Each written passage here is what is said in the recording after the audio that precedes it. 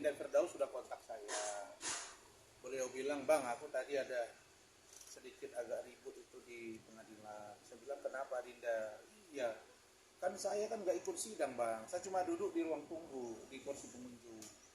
Tiba-tiba pihak dari penggugat ini ribut terus. Saya tahu Adinda Firdaus itu bukan kuasa hukum dari Pak Aguar, dia itu kuasa hukum dari kepala desa. Dan dia datang di situ karena tim dia lagi bersidang. Jadi nggak ada masalah sebenarnya. Tapi saya tahulah yang menggugat itu kan saya tahu orang-orangnya juga.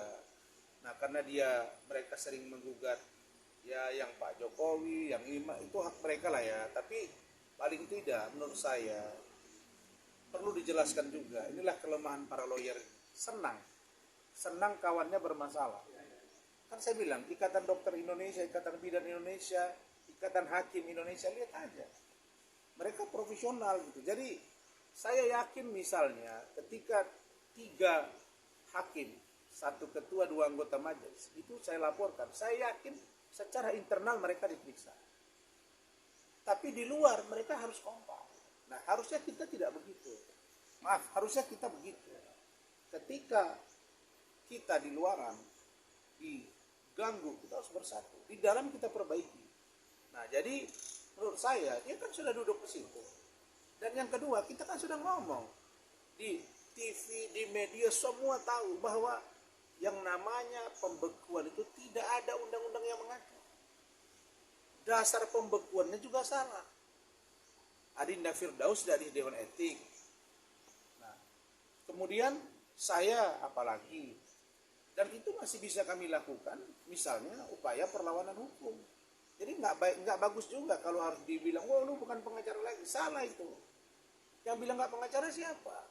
Tidak diizinkan bersidang oleh Mahkamah Agung sesuai dengan dibekukannya berita acara sumpah. Tetapi upaya itu belum 100% kami terima. Masih ada upaya hukum lain. Dan ada waktunya kami akan melakukan itu. Nah jadi tidak usahlah saling merasa ini merasa itu. Saya pikir sudahlah urusan Adinda Firdaus, dia datang, ya biarin aja. Kecuali dia duduk di kursi itu, dia ngotot, dia juga, dia berdiri juga di situ kok. Tiba-tiba naik dia Hotman apa. Hotman ini, sudah saya bilang sama Clay, kalau bahasa kami di Medan, pantang tak top ini. PTT, pantang tak top, pantang tidak top.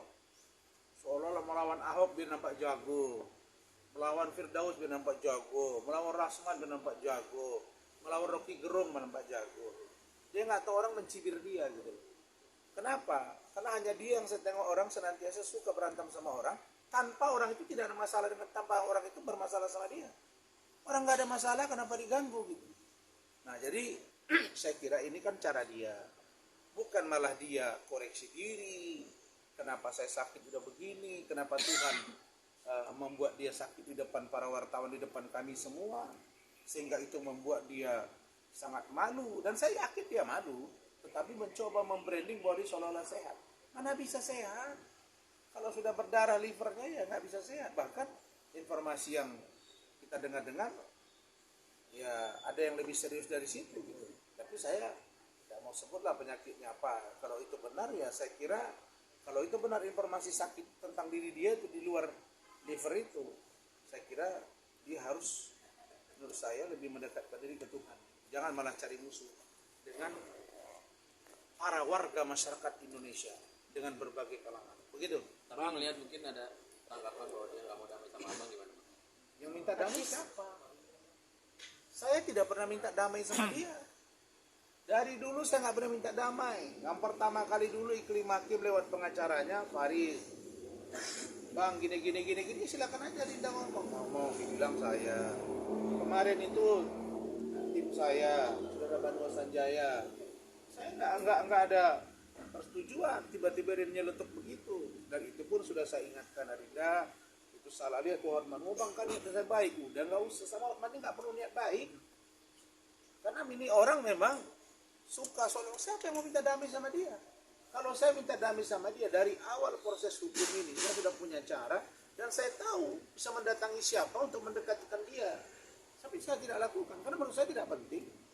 Dan saya harus hadapi dia dan saya harus menang melawan dia. Itu sikap saya. Dan dia sudah 2 kali sakit, itu bukti kan bahwa dia nggak kuat ngadapi kita. Semua orang dia lawan. Siapa sih nggak dia lawan? Bang Hotman Sitompul, Bang Murakarta, Bang Partai, almarhum Tommy Sihotak, bahkan Bang Otto Hasibuan. Semua dia rendahkan. Bang Ruhur Sitompul, Bang Hendri Yosodiningrat. Saya punya rekam jejak semua. Tapi yang fight sampai 3 tahun itu Rasman. Dan saya disupport oleh abang-abang senior saya ini. Kenapa? Karena ini orang sombong dan harus kita lawan. Begitu. Oke, Bang, balik lagi ke Firdaus yang lagi viral lagi nih, Bang. Abang menyayangkan lagi nggak sih dia masalah berbuat seperti itu lagi di dalam ruang Ya, persidangan? saya lihat dia nggak melakukan yang berat. Dia kan duduk di situ. Lalu kemudian ditunjuk-tunjuk. Lalu kemudian dia ada apa-apa. Nah, itu doang. Ya janganlah begitu. Itu maksud saya. Anda terancam profesi advokat Anda sekarang. Bayangkan kalau ini misalnya diberlakukan secara umum nanti. Berita acara sumpah yang mana. Seketika ada pengacara yang ribut dengan hakim. Mereka tinggal kontak di mana PT-nya, diambil datanya, disumpah di mana, udah bekukan. Ini berbahaya. Jangan Anda senang. Kalau saya, wallahi ini Allah yang Maha Kaya, ini Allah merezeki saya dan menambah kemuliaan, menambah pendapatan saya, istri dan anak-anak saya. Saya sudah ada dikasih Allah. Jadi kalau dia mengatakan, oh Rasman itu membiayai bini-bininya. Hotman, kau belum tahu saya. Jadi kau tidak tahu pendapatan saya, keuangan saya. Salah orang tahu. Salah orang. Dan Firdaus itu, menurut saya dia ngomong kehidupan dia apa begini. Dia juga, saya dapat informasi saya, dia juga cukup mampu. Orang tuanya juga punya ekonomi yang mapan. Dan dibilang pulang kampung. Dia orangnya di Jakarta, yang pulang kampung itu Hotman ke Lagu Boti sana gitu.